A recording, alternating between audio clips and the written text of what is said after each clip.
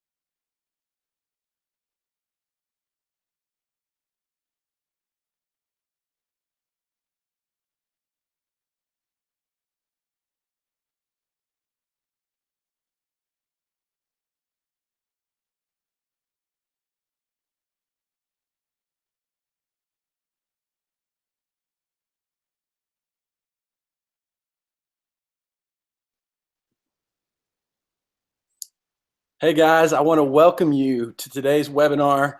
Really appreciate you taking time out of your busy schedules to jump in with us. Today we're talking about church attendance. We'll get to that in just a minute, but first want to make sure you can see me, you can hear everything clearly, and want to go ahead and get you moving towards our chat stream. We can't emphasize the chat stream enough. Some of you, you've been a part of a lot of webinars we've done. For some of you, this is the first time. So there's an area, you can just see it. It says chat, and right there you can type in questions. You can see dialogue, conversation that's happening. We always say this, is that at the Rocket Company, we don't consider ourselves like the expert on these things. What we do is we work with a lot of churches, a lot of them, and we're just, collecting ideas. We're collecting information from a wide range of churches, and that's really where our products come from. It really is from you guys. So we value you over ourselves. So get in there. If you see a question and you know the answer to it, you go ahead and jump in and say, hey, here's something that I've learned in my experience. You can ask questions to us. You can ask questions to each other. You can have a conversation. That's what the chat stream is all about. So just to kind of get you moving, get you warmed up, get you started in that chat stream, go ahead and jump in and say what you're looking forward to most about Thanksgiving. So Thanksgiving is coming up in a couple of weeks. You may not have been thinking about it at all, but what's your favorite part of Thanksgiving? How about that? What's your favorite part of that particular holiday? So speaking of the chat stream, one of the things that we like to do on these webinars is, have some time where you guys can type in questions and we can get to some of them and answer them. And so Kelly Wallace, she manages the chat stream. Kelly, anybody in on that chat stream right now? Yeah, Ben, we have a lot of folks jumping in already. Keith wrote us saying that he is heading to Disney during the holiday, so that's exciting. Miles is really excited about turkey, which, I am too. Yes. And we've got some folks visiting family. Travis and Nancy, they are heading to visit some family. Okay, that's awesome. Yeah, that's great. Appreciate you guys jumping in and doing that. So again, as you guys are joining in, jumping in, showing up for this webinar, we're going to talk about a lot of stuff, but questions pop up in your mind, or the content that we're talking about, you think, well, here's my specific situation for my church, for my denomination. How do you think it fits in here? Feel free to just jump in on that chat stream and ask those questions. We would love that. So again, Kelly will be here with us, and she'll be managing those questions. And again, our team will try to get to as many of those questions as we can in the chat stream, and then some of them we'll answer out loud. So what I'm going to do right now is I'm going to share my screen. I'm going to take my face off of there, and I'm going to share my screen, and then we're going to jump in with the content for today. But again, I appreciate you guys being here with us. So I'm going to go to screen share here, share my entire screen, and I'm going to go up here and play. All right, Kelly, is that working? You can see it? It looks great, Ben. Thanks. Okay, good. So today, as we're going to talk about solving the church attendance puzzle. Now, that title, we say that to grab your attention and get you interested in what we're talking about. By no means do we think, in one webinar, we're going to solve this attendance puzzle, because it's a big puzzle.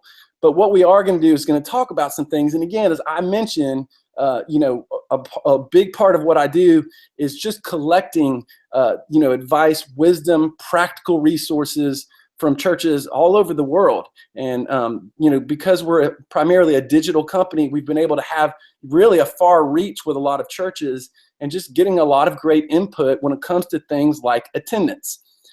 This is me, by the way. There's my family.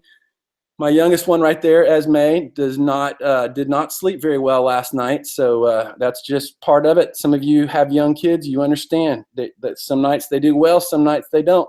That's my wife, Holly. Sitting down is my daughter, Lila. I'm director of content at the Rocket Company. Been in ministry since 1998. And I love small churches. Now, we all have different opinions on what defines a small church, but I grew up in a small church. My first church job was at a small church. My dad's a pastor of a small church. And I just, I love small churches in really the ingenuity and creativity that comes out of small churches, because they don't have, massive budgets and all kinds of staff members to be able to pull off a lot of things, but they still do pull off a lot of incredible things. And a lot of creativity is fostered out of small churches. And also just the community size, those small churches, that small size community. And I really love the way they rally around each other and love each other. And if you're at a big church, I love you too, but I have a heart for small churches, and I love helping them and hopefully making a difference. And my goal today is for you to feel hope about the future of your church body and about the future attendance of your church body. And if you stay until the end, I'm going to share a very practical tip for leading people who don't show up very often. And it's true today, your regular attenders aren't even as regular as they used to be. Meaning, back in 20 years ago, a regular attender was someone who was there every week. And now a regular attender is someone who's there every other week. And we're happy. And I talked to my dad. He's a pastor of a small church. He's like, man, Ben, if I can get him there every other week or every third week, I feel like it's a win with a lot of these people. And of course, he does have some families and some individuals who are there every week. But I'm talking infrequently. I'm talking like once every 2 months or 3 months. They show up. They say your church is their home. They call you their pastor, their church leader. They just don't make it very often. I have a practical tip for you leading, shepherding, pastoring those people who show up infrequently. Now, from my experience, and your experience may be different than this, a lot of the church attendance trainings leave you feeling hopeless and discouraged. A lot of times they talk about, all the decline and all the reasons and all the statistics, and you're like, goodness, is there any hope? Which is why a second ago I said my goal for you is to leave with some hope. They tell you about a problem you're already aware of, and they leave you feeling guilty or feeling like your church isn't cool enough to get more people to show up.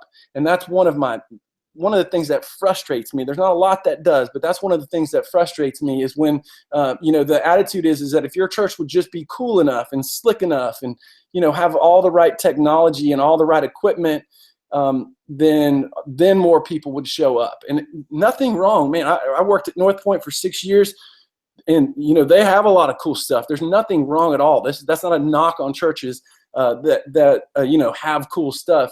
But to say that that's the answer to attendance is incorrect. I don't think that just having a cool church is the answer by any means. There's a lot of really cool churches that have growing attendance, and there's a lot of really cool churches that have declining attendance. And there's a lot of very traditional or, kind of outside of the box in their uncoolness, I guess, that are growing, and, some of those that aren't. That you look across the denominations and across the preferences and opinions. There are churches growing and churches declining in every facet, every denomination. So I don't think having a cool church is the answer. The truth is, whatever denomination, whatever church or community you're involved in, you work hard to get people to show up. You care about your community. You want to reach more people with the hope of Jesus. You prepare as well as you can to engage them, and you pray. That's the truth. That's what I understand or assume about all of you, is that you're currently in a situation where you're working hard to get people to show up, and you're preparing for people before they show up, and you're praying for people, before they get there, and the problems and the situations that they face. So with that being said, the main focus of today's training isn't about guilt. It isn't about all the things you're doing wrong. It's about application, simple things you can do moving forward. Again, hope. I think there's some hope in application because it's like, okay, don't just, be philosophical and tell me everything that's wrong. Give me some things I can grab a hold of. Give me some handles moving forward, some things I can think about or focus on. Now, for me, the way I used to handle low declining or infrequent attendance was to blame people, to compare my church with bigger churches, and to make excuses. And my first ministry job was a student ministry job. And there was a period there for a while where we were booming. For a church our size, like our student ministry was like, again, for a church that size was humongous. And then, after a couple of years, it started declining, and I started blaming, certain students. These students are kind of running people off. And then, there was a student ministry down the road with like the younger, cooler student pastor, and they were growing. And I was like, comparing myself with them, making excuses. And I just, in my mind, high attendance was high worth. So when the student ministry, was just growing and booming, then I felt pretty good about myself. And then as it started to decline, I started not feeling too good about myself. And over time, here's what I've learned, is that my cynicism didn't increase attendance. As I got more frustrated and was blaming people and, was out of my insecurity saying stuff about the big church in town, my cynicism, it wasn't helping the situation. It wasn't like, oh man, Ben, you're so cynical, I should invite more of my friends to student ministry here. And my value didn't derive from attendance. That as a church leader, my worth, my quality of work, my quality of life, how, the value or talent that I brought, God's working through me. It was not, the output of that was not to be measured by attendance, as if that was the tape measure for how good I was as a person in ministry. And so for me, and this is what I say to you today, if you're feeling any of those things that I felt, focus on God with hope instead of attendance with cynicism. I love that passage. May the God of hope fill you with all joy and peace as you trust in him, so that you may overflow with hope by the power of the Holy Spirit. So imagine if we were overflowing with hope by the power of the Holy Spirit instead of overflowing with cynicism about the lack of attendance. Just imagine what a different mindset that would be. Instead of going in and saying, oh man, I hope our numbers are okay. Oh man, I'm frustrated. The parking lot looks kind of slim. Oh, it's a holiday weekend. There's not going to be many people there. Just saying, hey, God of hope, fill me with all joy and peace. I trust you. Help me to go in there and overflow with your hope by the power of your Spirit. Focus on people with love instead of attendance with insecurity. Instead of feeling this sense of discouragement or even depression or just frustration because people aren't showing up or they're not showing up regularly, just love people. Love the people who are there and the people who aren't there. And I know that's easier said than done, but the greatest command that Jesus gave us was to love the Lord God with all of our heart and then to love others. And the people that are in our community are our neighbors. And so the people that God has brought into the churches we lead are, that's like the flock. So they're our neighbors and our flock, and we're just to love on them and take care of them, even the ones who don't show up very often, even the ones who think they show up more than they actually do. Focus on them with love. So if you're like, God, give me hope, give me a love for these people, it's a different approach. So today we're going to talk about 5 keys to solving the attendance puzzle. And again, jump in if you have any questions. We're going to have some Q&A time. And these are not the only keys. I want to make that very clear. It's not like these 5 things. We could talk about 50 things. I just picked 5 that I think right now, for the sake of the time that we have together, we'll just give you some good handles to grab a hold of and some, positive things to think about. Hopefully some hopeful things to think about as you leave this webinar. Okay, so just some of the many reasons, there's a bunch, but some of the many reasons why I think attendance is declining. One, people don't feel as guilty for not going to church. Back in the day or when I was a kid, it was like, man, we miss church. We feel so bad. There's a lot of people in my community, again, I'm from the South, but even people who didn't even pretend to follow God, but they were always at church. Mama said we don't ever miss church. We would be there every week. And, as a general rule, some of the people that were kids at that time that are now adults are like, man, I didn't see any difference growing up, just being in church every week. And they don't feel as bad for not going to church week after week. People are busier than ever. I'm always amazed by the amount of practices and games and events for kids and teenagers that are scheduled on Sunday. There was very few of them scheduled on Sunday when I was a kid. Maybe different where you were, but for us, very few of them. And people are just busy. People travel more. There's a lot more going on. And people don't see the value of community. And I mean that in a spiritual sense. For a lot of people, hey, my relationship with God is personal, it's private. They can get teachings now through, CDs, through podcasts, on YouTube. I mean, there's tons of different ways where, they can have exposure to sermons, multiple sermons as they drive around in their cars. And but for them, hey, being in a community, being physically present around other believers, and that community, that authentic, we're all in the same place, moving towards a vision together. People don't see the value in that, and so why should I show up? Why can't I just watch online or listen to a podcast while I'm driving? Why do I need to physically be there? Now, here's the truth for you and for us is that your expectations as a church leader don't match your congregation's priorities.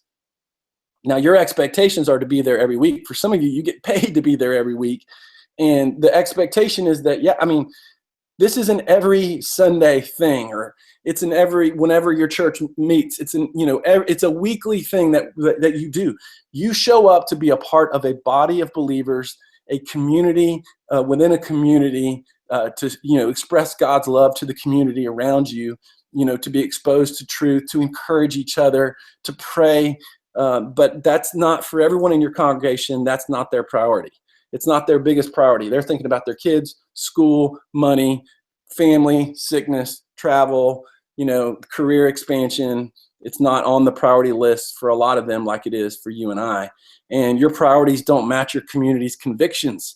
And man, I think the church is a great place for people in the community, even who don't believe in God, because a lot of them just feel so lonely. A lot of them, they're not networked at all. There's no one says anything encouraging to them. And you get all of that at church, even if you don't, believe in God. Church is a great, weekly place to be. But our communities don't have that conviction. And some of you are in communities that don't have that conviction at all. Like you're, way out of the South, way out of the Bible Belt, way out of the, Midwest, into areas where people are like, church, like, why would I show up at church? Like I don't even think about that. So we got to remember our priorities and expectations aren't mirrored by people around us, which again helps us from, feeling too frustrated. So based on that, your options are to give up, get cynical, to guilt people, or to become depressed. And by the way, I've felt all of these before. And so if you feel any of these right now, I've been there, certainly been there. That's an option. Or to think, pray, love, hope, plan, and fight. To use our minds, to think and strategize and ask for advice and, research and read some blogs and get some books, and to pray with hope, not with cynicism, and to love people. And again, to offer them hope, to plan in ways that could maybe get people through the doors, and just to fight for the people in your community who need hope, who need truth, who need people praying for them. Those are your two options. And I think to remember, the church is not an institution. An institution is, a college, can tell you its enrollment this year and its enrollment last year.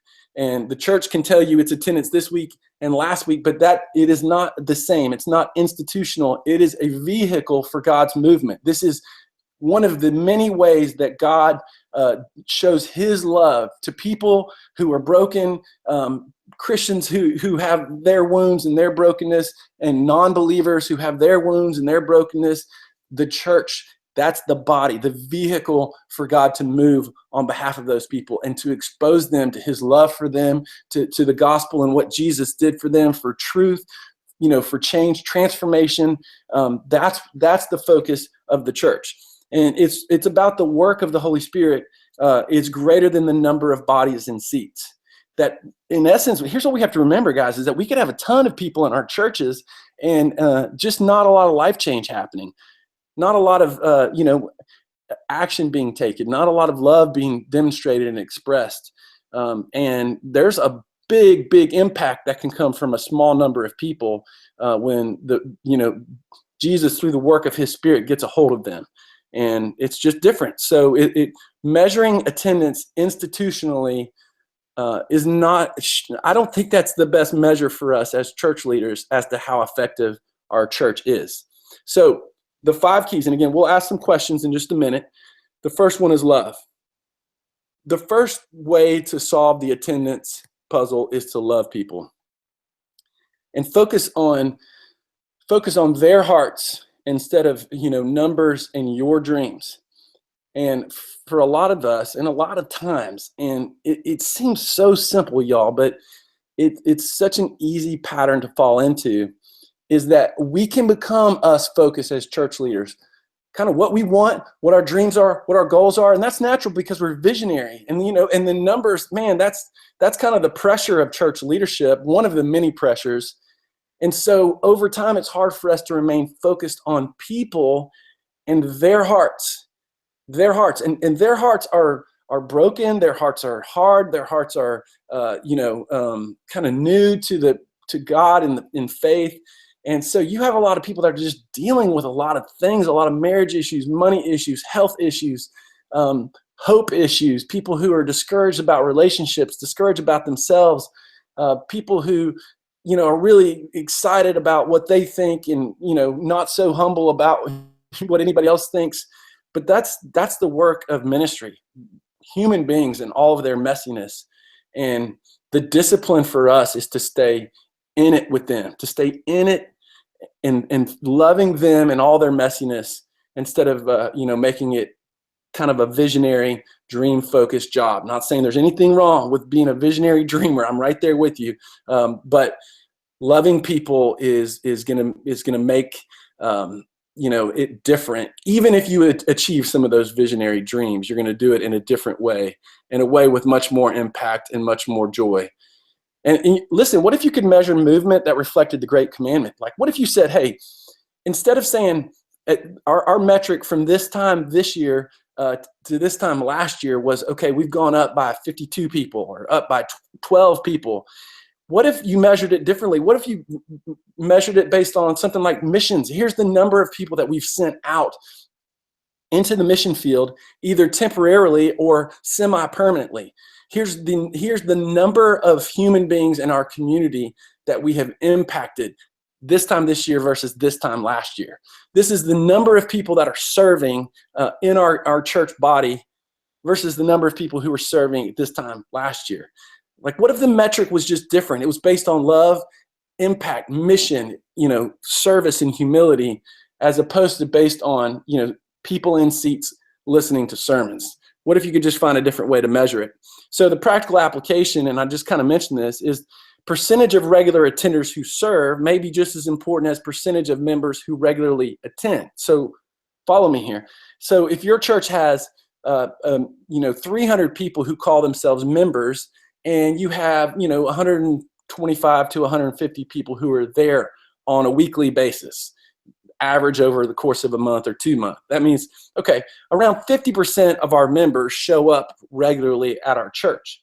Well, what if instead you said, okay, which means we have 150 regular attenders and we have 25 people who are serving. I'm not great at percentages, so I don't know what that is, but just say we would love at this time next year for there to be 50 people. So 50 out of the 150 people who show up are serving in some form or fashion. Some of them may just be out there greeting, and then when church starts, they come inside, or they may be there early setting things up, and then they sit down, or they may be with children, or they may be staying after, part of a prayer ministry. They may be in the back running the sound booth. But we would love for 50 people who are here to be a part of just serving and, being a part of what's happening, not just to consume, but to participate, to get off the sidelines and jump in with what we're doing.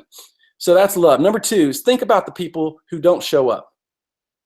Think about the people who don't show up. This is a big key, I think, to solving the attendance puzzle. So you work hard on your sermons. Why not find a way for people who miss your service to be exposed to truth? So you have families who travel. You have, husbands and wives who, part of their business has them going out of town on a pretty regular basis. People who work, on Sundays or work night shifts. People who, because of health issues, on and on the list could go. And so you work hard on this sermon, and part of your sermons are casting vision about the church body and casting vision about the future of your church, its impact on the community, what you're doing with the next generation. And why not give people an opportunity to be exposed to that? And again, online is an option. Having a podcast is an option. Posting it on your church website. All these technological steps that I know are kind of difficult, but giving people a chance to drive around on a Tuesday and listen to your sermon and feel like they're still a part of your church body, still being exposed to the truth that you worked hard and prayed hard to prepare for them. So providing easy to use online tithing with the option for automated recurring giving. That's another thing to think about. So listen, where your treasure is, there is your heart. And again, for people are just not at church as often, and giving people the opportunity to still participate in the mission and vision of your church, providing resources for you to utilize on behalf of the community and missions around the world. That's what online tithing does. Automated recurring giving means they don't even have to think about it. Listen, online tithing gives you the opportunity to take up an offering through email, which that's what people are checking on their phones when they travel. Not because you're trying to get something from them, but you're trying to offer something for them, which is, hey, generosity on behalf of the movement of Jesus through the vehicle of the local church. Yes, like, wow, that's a blessing. That's an opportunity for them, even when they're not there. And I know of people who move to another community and they say, I still consider your church my home. I haven't found, a church body here, which sometimes I'm like, have you really looked, But they want to be able to still be a part. Hey, I know what this church is doing, and I still want to be a part of that. And part of what it's doing in the next generation and in the community and in global missions around the world. How can I do that? Well, that's what online tithing does. And my wife and I, we have automated recurring giving, which means, hey, we know that it's happening. It's not like we're going to wait to see after we pay bills if we have enough to tithe. It's happening. Every month it's happening because it's being automatically deducted from our bank account. And so I can go with confidence knowing that we're giving on behalf of our church. And people say, oh, well, people don't feel it as much. And I'm like, yeah, I feel it. I feel it when I check my account and realize that money has been taken out. But I know where it's going, and I know that it's consistently going to be contributing to the mission and vision of what's happening. So a practical application here is to have a technology meeting with key leaders, elders, and volunteers. Now, the purpose is to brainstorm more ways to reach and engage people who can't make it to church every Sunday. Now, some of the output of this may not involve technology, but certainly you want people who have some technological understanding in the room, and because that's the way to engage people who don't show up, and that's the way people are being engaged right now so consistently. Technologically, people are being engaged, and if your church could get in on the mix with that and find some way, shape, and form to engage people who can't make it every week, I think that would be a great meeting. And the output may not have anything to do with technology, but I think that would just be good to have that in your minds as you have that meeting, is to say, hey, how can we love on, reach, and engage people who are not here every Sunday? So we're going to go to some Q&A. And again, Kelly Wallace is joining us, and so she's trying to keep up as fast as she can with the questions in the chat stream. Kelly, you have any for me? I do. Miles is asking if focusing on children's ministry typically helps overall attendance, or if it hurts it. Yeah, it helps. In fact, it's one of the points. I don't want to give away too much, but I think you're right on track. And yes, people go where their kids want to go. And focusing on children, the next generation, babies, preschoolers, you can't go wrong when it comes to attendance. Great question. Awesome. Brandon is wondering if you think staffing affects attendance, thinking not quality, but quantity.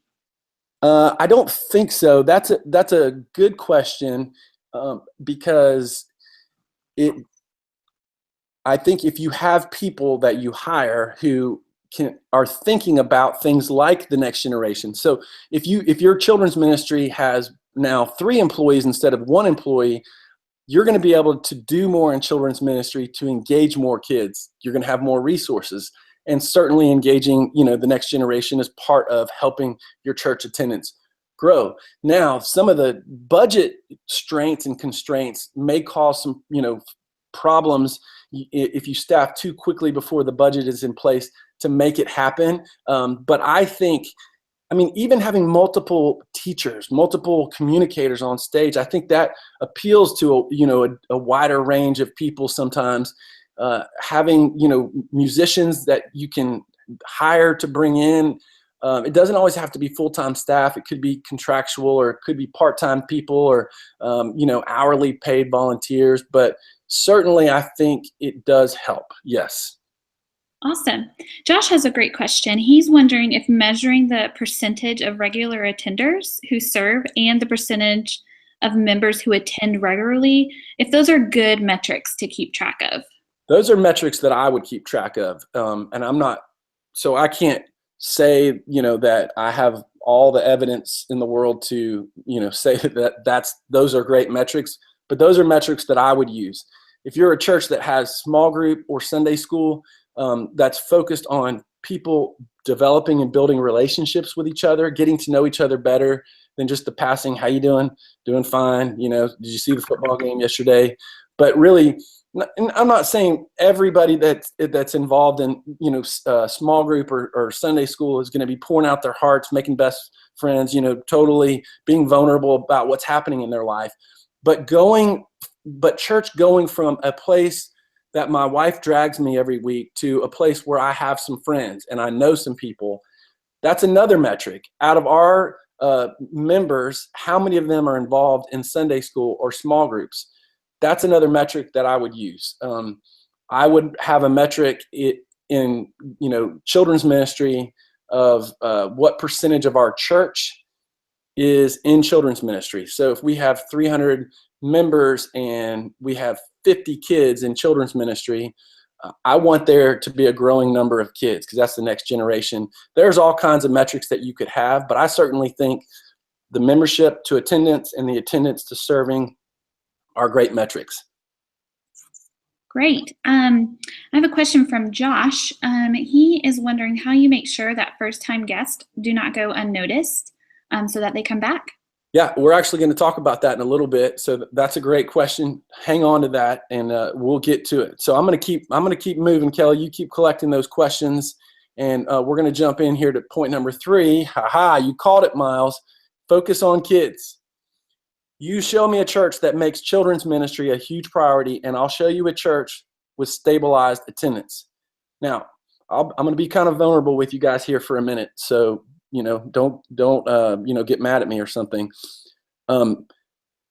It's difficult based on my wife and I and our travel schedule.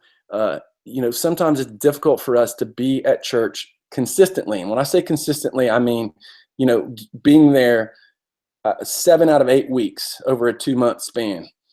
But my 7-year-old is in a small group. My 4-year-old is learning things in her children's ministry that she can now repeat to us. She can quote Bible verses that have been talked about over the last couple of weeks in her preschool ministry. And so I'm like uber committed for us to be in the doors of our church every week. And it's not like I'm sitting here saying that I think, oh, I'm spiritual and I don't need church. But, I grew up as a preacher's kid where it was like, I'm there every week, listening. And sometimes I'm like, man, it would be nice to sleep in on Sunday. you got those of you who are church leaders, you're like, yes, I would be nice to sleep in on a Sunday sometimes. But I show up because of my kids. And we all do all kinds of crazy stuff because of our kids, and eat at places that we don't want to eat at, and go watch events that we don't want to watch because of our kids.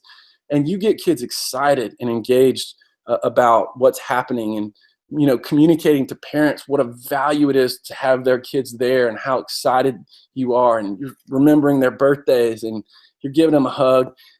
People are just going to show up. They'll show up. I know people right now who are going to churches that they don't even necessarily like the preaching.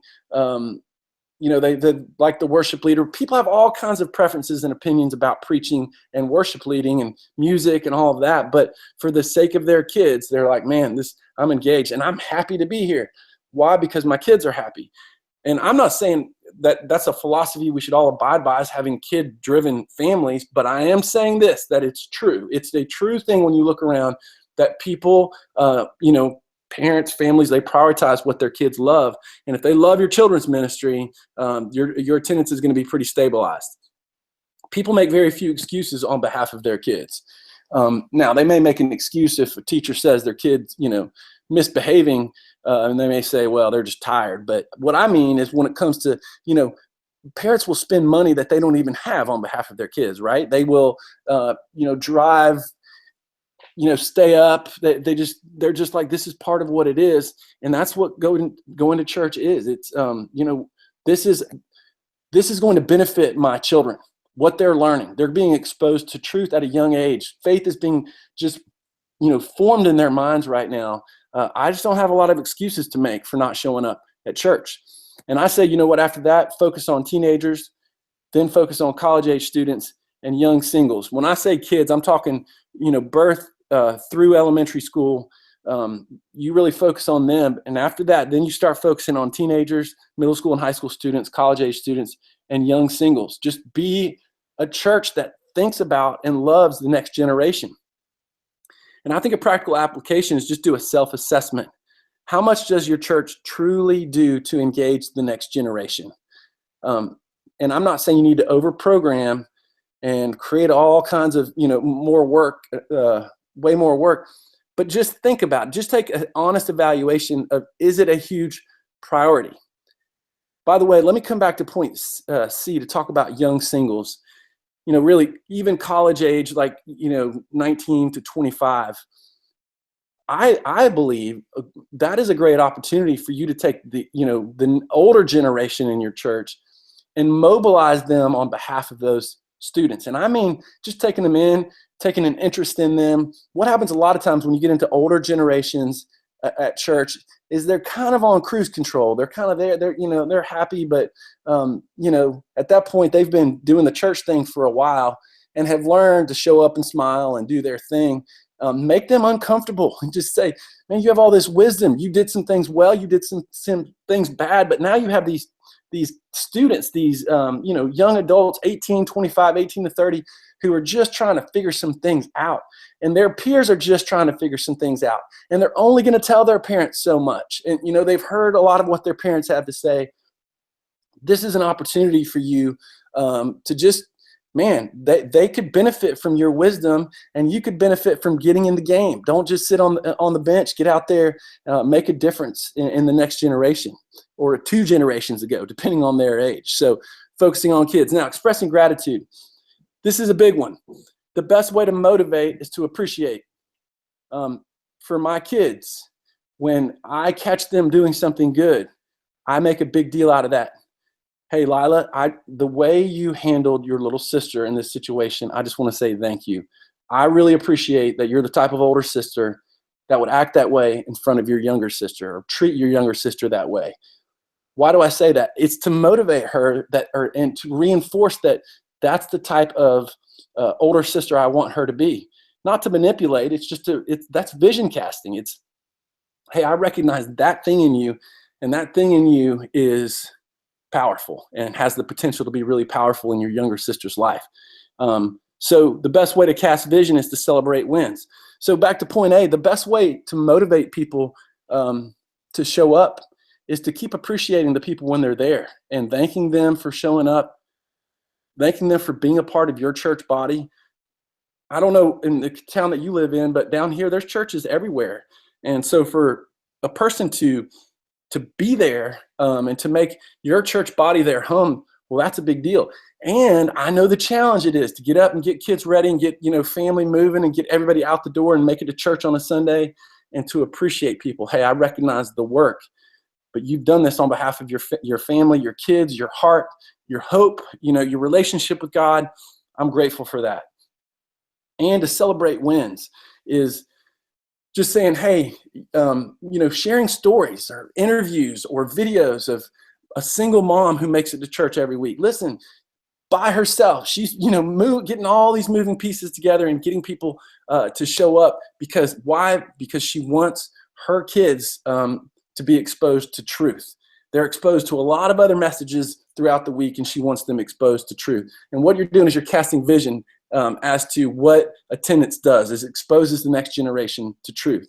And, people who say, you celebrate someone who, maybe he's a empty nester or a widower, and he's still here every week. Why? Because he knows the loneliness that he struggles with. His kids live in other states, but he understands the value of authentic relationships, and he knows he gets that within the scope of the local church.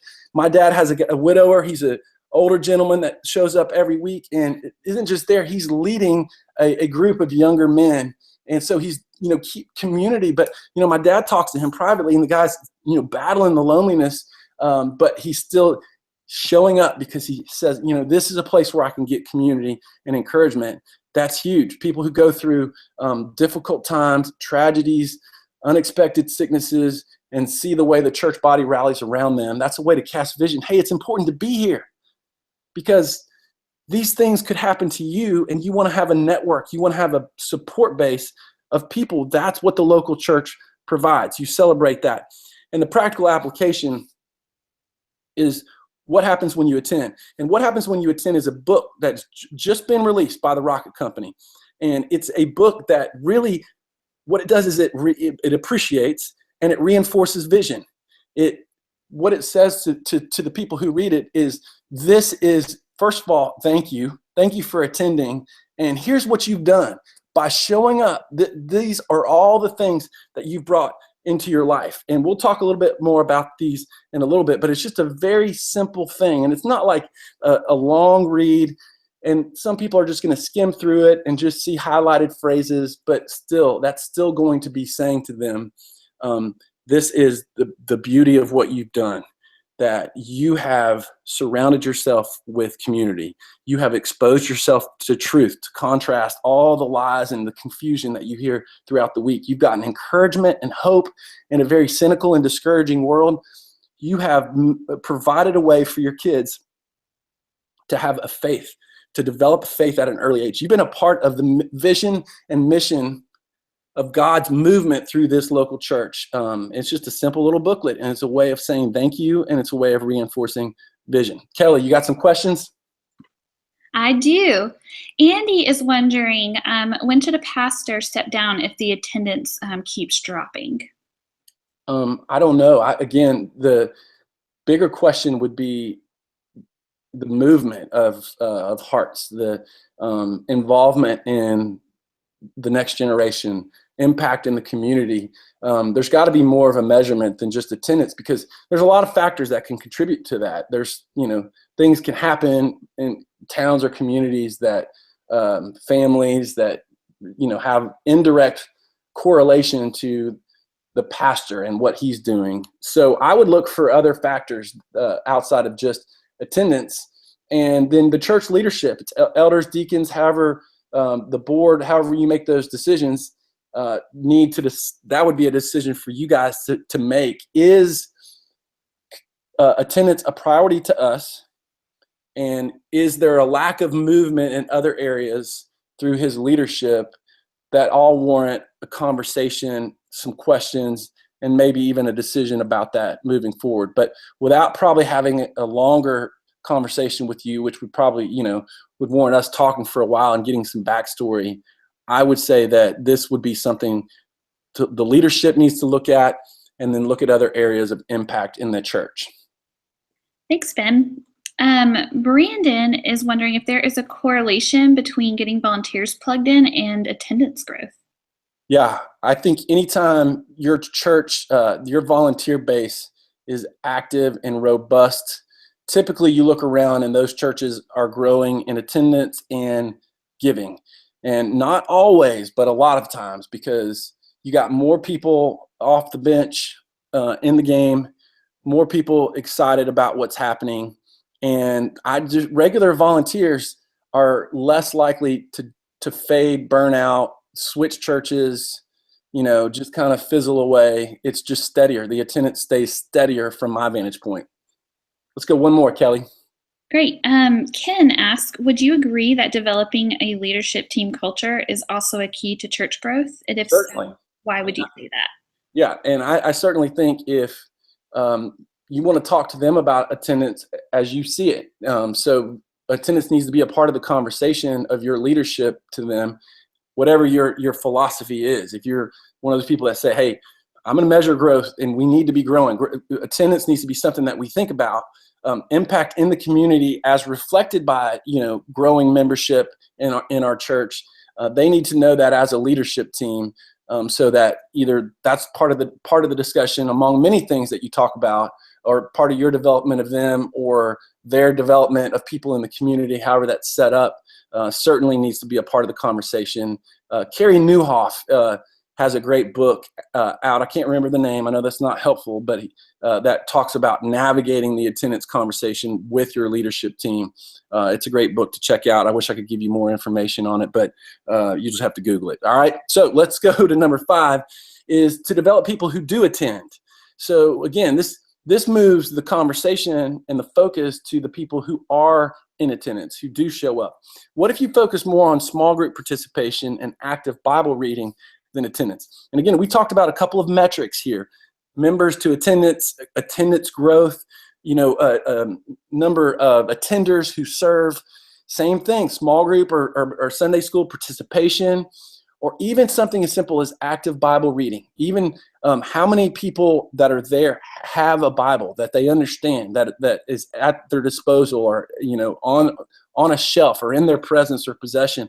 Or how many people, how many men, dads, are reading their Bibles, trying to have some type of quiet time once a week. How about twice a week? Those are the type of things that can really begin to make a difference in a church and in a community. You begin to move in the heart of dads. You begin to change everything, because the father, and again, this is not saying the mother doesn't at all, but so there's so many moms out there that are holding families together by herself because of just lack of involvement, lack of interest, or lack of even presence by a father figure. And you can really turn your focus to our goal. One of our main goals as a church is to get dads engaged spiritually and engaged with their families. You show me a church that takes that commitment and goes after it hard, you're going to begin to see a difference in your church. And this is going to make a difference in attendance. It's going to be those are going to be dads that are going to, all of a sudden, for the first time, are going to be excited about talking about their church. Think like a missionary to your community, and not like a modern American pastor. Again, nothing wrong with modern American pastors, but your mindset for a while may have to just think we're missionaries, and we're going to have to learn, what's happening in our culture, what's happening in our community, what people around us are interested in, and we're going to have to really kind of etch our way out there through relationships to get people noticing our church and paying attention. But that starts with you casting that kind of vision to the congregation and telling people, hey, I want you to invite someone to church. It doesn't have to be this Sunday, but I don't want to let this off your radar. Let's be missionaries to our community. That's vision that you could cast as a church leader, and cast it consistently so they know, hey, part of what we are as a community, as a church, we're kind of like missionaries to our community. So a practical application is to make sure everyone in your church has access to a Bible or a Bible app. And if you make a commitment that you want to do this, then you have to talk about it. It's part of the announcements, pretty consistently. Just so you guys know, if you don't have a Bible app, we encourage you to download this one. It's free. Or every week we have Bibles. When you walk out, we have them on the right side and the left side of the door, stacked up on tables. Just grab one. They're free for anybody who wants one. It just could be a practical application. People have a Bible in their hands. It can make a difference.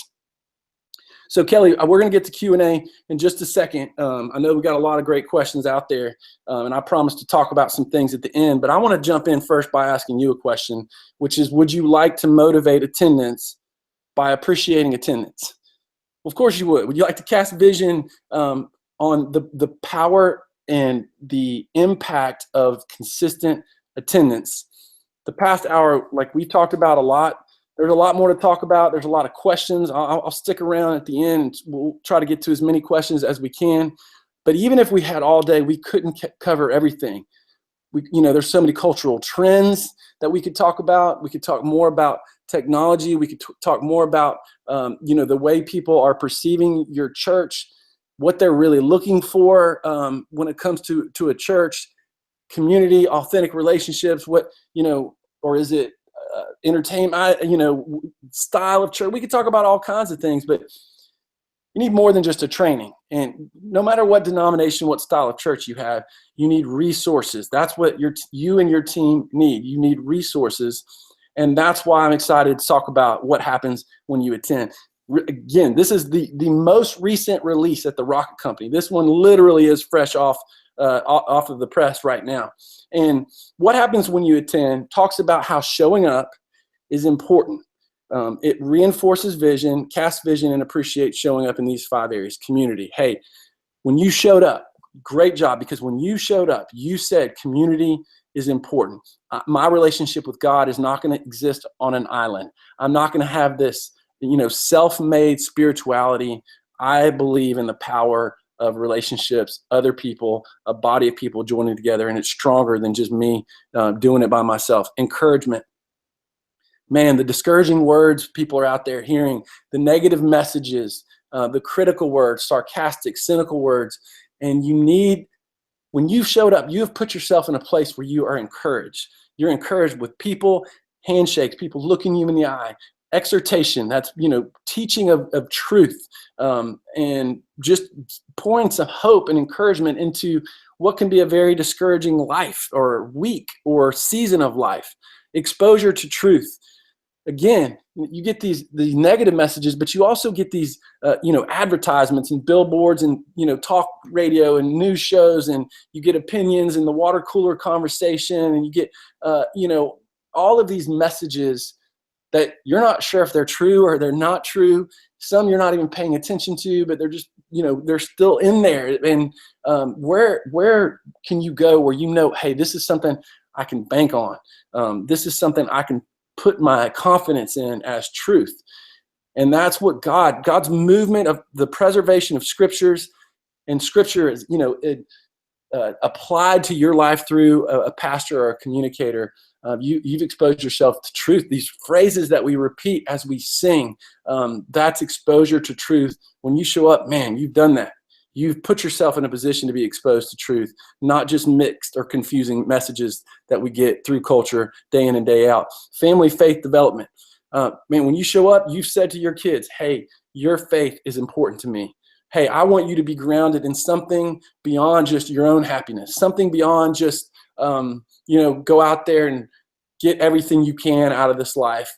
I want you to be grounded in something bigger. I want you to know there's something bigger than me as your parent. Because I may fail you. I may be gone, but you have hope in something bigger. Something bad may happen to you, and I want you to have hope in something bigger. That's what happens when you show up at church, is you're giving kids community, kids encouragement, kids exposure to truth at a young age when it's so important. And then being a part of a church mission and vision that, hey, at the end of the day, this is bigger than you and your family. This is God's movement that for thousands of years has happened, beginning with the way. That was God's vehicle after Jesus ascended to turn people's hearts towards God and to get people's attention. Man, you're a part of that. And so I just want to say thank you, and that, hey, what a big deal. And so that's what you're going to get. 48 copies of what happens when you attend. All comes part of this box, accompanying thank you cards and envelopes. So in there's a way you can write a personal note saying, hey, I know you have a lot of choices. I know you have a lot going on. You've shown up here. I really appreciate that. You see the value of that there. But today, again, we love to reward people who move fast. So I want to talk about the guest services system. We call this a fast action bonus. That means, hey, this is our reward for people who act fast. And that's free if you sign up by the end of this webinar. But let me tell you what this is all about. And some of you asked about this. You're like, hey, are there some good resources to engage and help people who show up for the first time?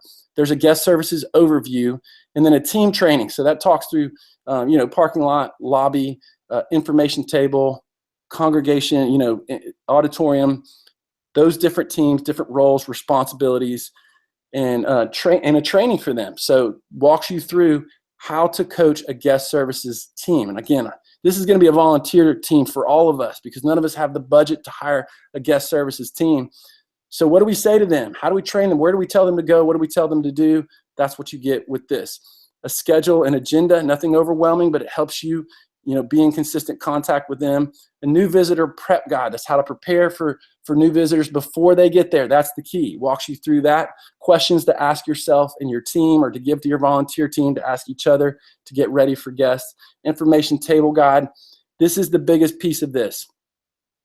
And this could be a game changer for you when it comes to engaging guests. So many people think about the information table the completely wrong way. There's so much potential there. It's the most underutilized place in most church lobbies as far as their ability to engage guests. And then we have the design sign-up cards. And I'll talk all about that in the guest services training, why it's so important to get people's email addresses and ability to answer their questions, a response email, and then a huddle guide. This is for pastors and communicators to be able to gather with new attenders and just engage them afterwards. And that's all of what you get in the guest services system. So again, 48 copies of what happens when you attend, a very well-designed, simple, easy to read way to reinforce vision and thank people who show up, and all these other pieces that come out of the guest services system. Now, if you got all these things and you just said, hey, you're now going to give me the ability to appreciate the people who faithfully show up at church, would that be worth it? If you not only reinforce the value of your attendees getting encouragement, truth, community, and a great guest experience, but also you appreciated them, would that be worth it? If you could fight the decline of attendance in the capital C church, okay, not just your church, but the overall decline that's happening in church in your community, would it be worth it? And churches that think, this is what I've noticed, churches that think properly about attendance, act properly about attendance. When you're focused on and thinking about the right things, that's when you're doing the right things. So you can see why, hey, this is great. I would totally pay that in order for us to think differently about church. But today it's going to be 47% off for those of you who attend this webinar. And there's a link in the chat stream. We've talked about the chat stream. We'll put a link in there. Or you can open a separate tab on your computer, whathappenswhenyouattend.com. So you can open that separate tab so you can still hear me talking, and it'll walk you through step by step how to make this order. So again, the link will be there, or you can go to a separate tab, whathappenswhenyouattend.com. And I'll extend this a little bit because I know I've talked a little longer. It's good until 3, but we'll extend it for a little while, but not too much longer. So you need to move quickly on this because this is what happens when you attend, plus the guest services system for free. All of that 47% off. And I think this is a guest services staff position. You now have all the resources you need to have a guest services staff position at your church for $159, not $159 a month, just once. No health insurance. You don't have to, no salary. This is just $159 period, and you have a guest services staff position. So again, it's whathappenswhenyouattend.com, or we'll put a link in the chat stream and you can jump in there. So Kelly, I skipped over these a minute ago. We have any questions out there? Wow, great stuff, Ben. I do have a few more questions for you. Mark, he is asking, how do you increase awareness of the awareness your community has of your church? Well, there's a lot of great ways to increase awareness. I would start with Facebook, and Facebook is the new phone book, and it's a great way to communicate with people who are attenders and invite people to be friends. And I would start also thinking about having something for kids. So some type of backyard thing, outdoor, VBS. Man, we are really going to make Vacation Bible School the biggest priority of our church. There's Christmas is a great opportunity as well to engage people in the community. But I think there is a mindset with Christmas programs. People are fine going Christmas and Easter only. But kids, man, you can get their kids and do Vacation Bible School in a way that pushes kids towards showing up the next week Those are two just right off the top of my head, simple ways to start thinking about reaching your community. Great. Would you say that broadcasting Sunday online makes attendance drop? And if so, is that really a bad thing? Well, that's a great question. And that's a question we could have a long conversation about. Now, is it true that a young married couple with no kids could wake up on a Sunday and say, you know what, I want to stay in my pajamas, so let's just watch online and not worry about it? Yeah, that's true. I think number one, you want to cast vision that that's not what the priority of this.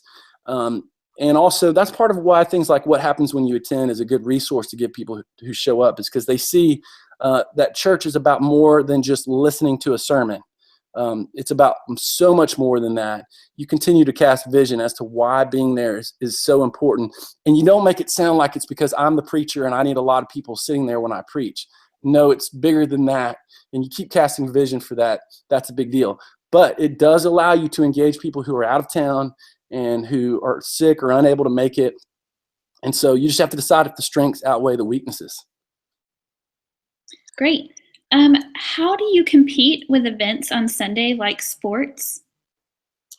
Well, you don't. Number one, you just have to continue to reinforce to parents the vision and the value of attendance. And when it comes to big sporting events like Super Bowl and stuff like that, you have to find a way to utilize those types of days to attract attention or create excitement at your church. But when it comes to kids sports, the best thing that you can do is keep creating a great environment for their kids, and their kids are going to want to be there. But from a parent standpoint, that's a tough one. I don't think I have an answer for you on that, except just keep loving them and keep working hard. Ask them how their games went when they miss, so they don't get this feeling that you're mad at them or guilting them or judging them, but you're loving them, knowing that their kids are playing sports and that's just part of it. Kelly, hold the rest of those because we'll get to them in just a second. Because I promised those of you who stayed to the end, and it's 2 minutes past right now, I want to be respectful of your time. More tips: avoid the comparison trap. If you're declining in attendance or unstable and there's a church in your community growing, that's between that church and God and the movement of the Holy Spirit. You just focus on your church, the people that God has called you to. Avoid bashing the mega church in town, and just stay away from that altogether. And that's just all I can say about that, is just avoid bashing them. Fight discouragement and depression. It's one of the best things you can do as a church leader anyway, is guard your heart. But just fight discouragement and depression that comes from, basing your happiness or worth around the number of people who are there. And turn your frustration into prayer. I know it sounds cliche, but every time you feel frustrated, you just pray. You cast the anxiety, cast all your anxiety on Him. And you never know. Just pray with hope and not with cynicism. And pray with expectation, not like, this idea that I'm definitely not going to make a difference. Pray with as much hope as you can. And again, I said I'd tell you the best attendance habit I've ever established. Make a list of your infrequent attenders. That list may be longer than you want, but I'm talking people who show up once every 2 months or less. Write down something that is happening in their life, and that maybe the next time they show up, you have to ask them some conversations and just find out something that's happening in their life. And then text, call, or ask them about it the next time you see them. It's so often when people infrequently attend, it's like we're catching up all over again. We don't know what's been happening in their life. But if you can see them and say, okay, I know your mom had surgery. How's she doing? And you've kept a track. That's what a notebook with just infrequent attenders.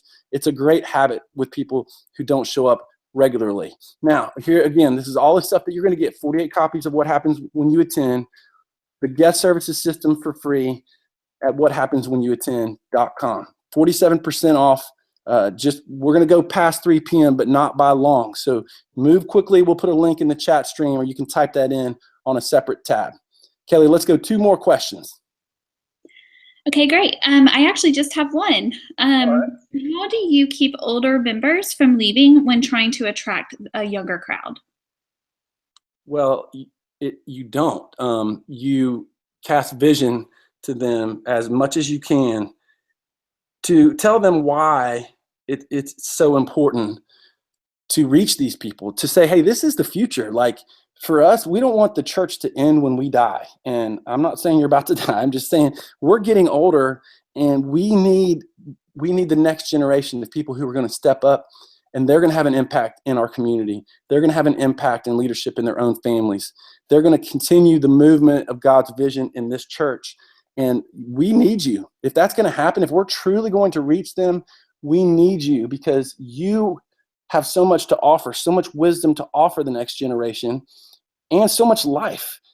And if your grandkids, you love your grandkids and their future is a huge priority to you, and what they're doing and what they're not doing. And why would that not be the same case for this church? And if there are people, okay, I hesitate in saying this, but if there are people, the older generation, and they are opposed, just, defiantly opposed to you as a church reaching the next generation, then you can't leave fast enough. And I know that's hard, because those are people who have money to contribute to the budget, but I'm less concerned with a church budget than I am with reaching the next generation. All right, great. Kelly, thank you for running that chat stream. Thank you for all of you who attended. Again, whathappenswhenyouattend.com. Even when we go, we exit out of here, you can still type it in for a little bit there, whathappenswhenyouattend.com. And we just thank you. We know your time is valuable. It's important. You have a lot going on, and you carved time out of your busy schedules to join us for this. And we're grateful for that, and we appreciate it. And we hope we can keep bringing a lot of great content to you through these webinars. So just look out for the Rocket Company emails and see when the next webinar is coming up, and we would love for you to join us at it. So thank you guys very much.